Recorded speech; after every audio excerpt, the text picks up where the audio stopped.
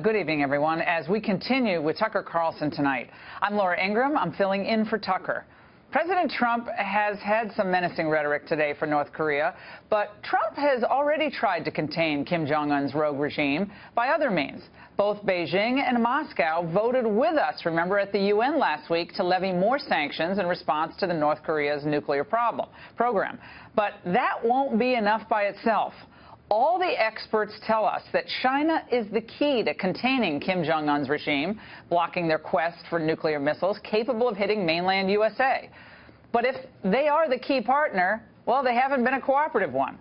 Those new sanctions don't affect, for instance, China's critical shipments of oil to North Korea, nor do they punish the Chinese banks that still do business there. So don't expect much change from the portly 30-something communist who suffers from a clear case of missile envy. China has made billions propping up two of the most dangerous regimes in the world, North Korea and Iran. It nets about $3 billion every year in exports to Pyongyang, and over 11 years has done virtually nothing to stop the regime's long and deadly march toward becoming a full-fledged nuclear power. It's telling that so many of Washington's newfound Russia-phobes seem to have little problem, by the way, with the communist regime in China. Russia, not China, my friends, is the real foe, they say. Well, let's compare.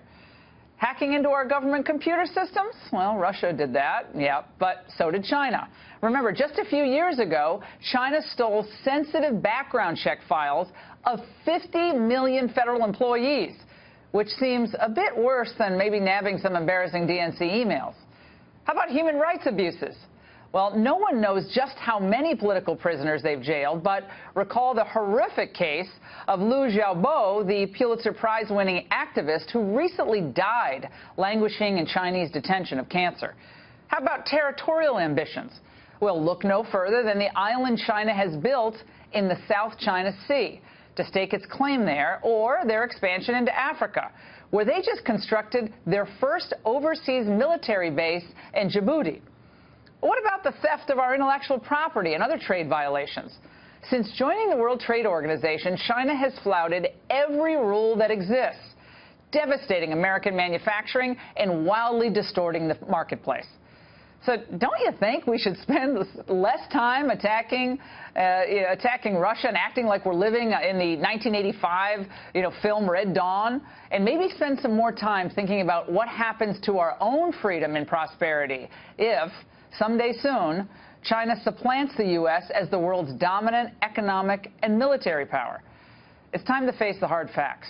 The only country that can change North Korea's behavior is China. And until we get more leverage over China, our ability to change the dynamic with North Korea will be extremely limited. Patrick Granfield is a lecturer at Georgetown University and served as a speechwriter to Obama's Defense Secretary, Ash Carter, and he joins us now. It's great to see you, and big news night here tonight. And first, your reaction to the news today that it looks like we're getting closer to perhaps some type of big confrontation with North Korea. Well, Laura, I think it's helpful to dial down some of the rhetoric and also take a couple steps back. I think we have to give credit where credit is due to the Trump administration, to Nikki Haley, to Secretary Tillerson for the sanctions package that was passed this past weekend. It's very hard to get China to be on side on an issue like North Korea. And this should count as a big victory for the Trump administration that the most aggressive and most significant sanctions to date against North Korea were passed this past weekend. Now, you even had Rex Tillerson saying on Monday in Manila that he was willing to have some sort of talks with the North Koreans if they would freeze the development of their nuclear program. But today, at least only in the last couple hours, we've seen sort of the calculus change with the president's rhetoric, promising fire and fury, saying that not even in response to an attack, but in response to North Korea's words, that would be the response. Well, what was accomplished in the last 11 years? I mean, obviously you work for Secretary Kerry. He spent a lot of time on the Russia issue at the end and on North Korea.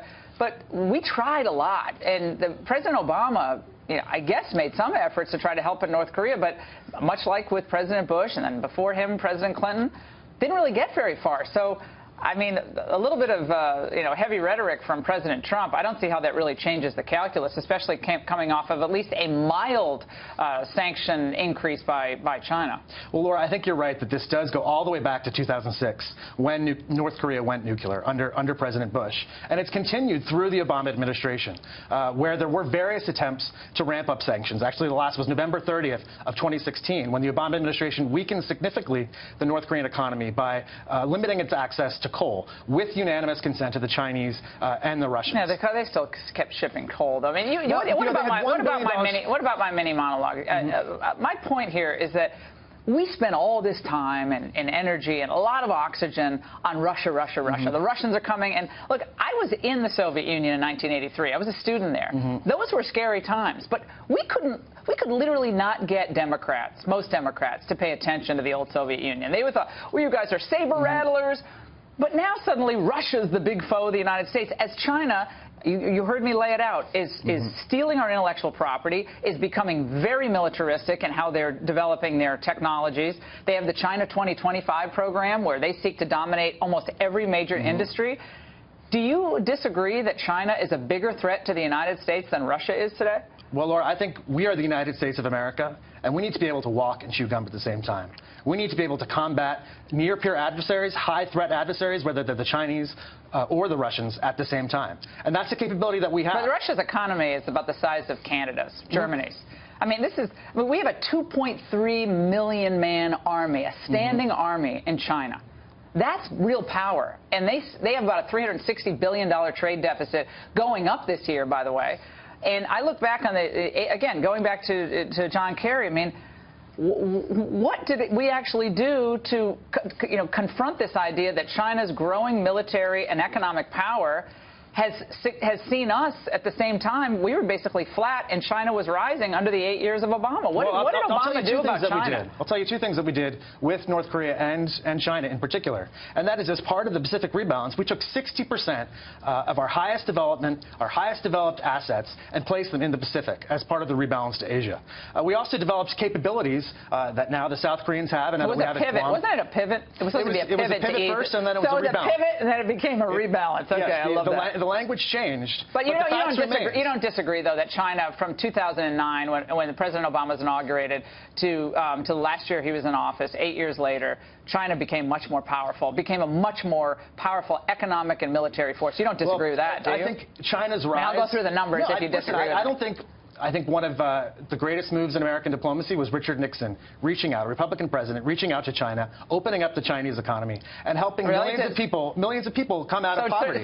So I don't think we should be threatened necessarily by China's rise. So the WTO, you think the WTO, all these years later, it's been a real positive for the United States, the United States workers? I think there is a net positive in a China that behaves according to international rules and norms. They cheat on every rule. No, they don't. And we have to be strong, but we have to be balanced. Well, you guys were asleep at the wheel, though. I mean, China just got jacked up during those 8 years. I mean, I don't understand how, you can say, from 2009 to 2016, we didn't see a market increase in the power and strength of China. Now we need China to help us, and we're like, oh, thanks for doing some sanctions, but they're continuing the oil shipments, and they're continuing banking and dealing with banks in North Korea, which are huge helps to the North Korean economy. China could stop this tonight, right? If it wanted to, yes or no? No, not necessarily. Really? Not necessarily. It's the energy. I think you're giving China too much credit. I think the Chinese want to hear this. They want to know that they are the be-all and end-all and the determining factor. But they want numbers, that. I think we give them too much credence by thinking that they can completely decide Well, they're the only ones giving oil to North Korea. If it weren't for China, they wouldn't have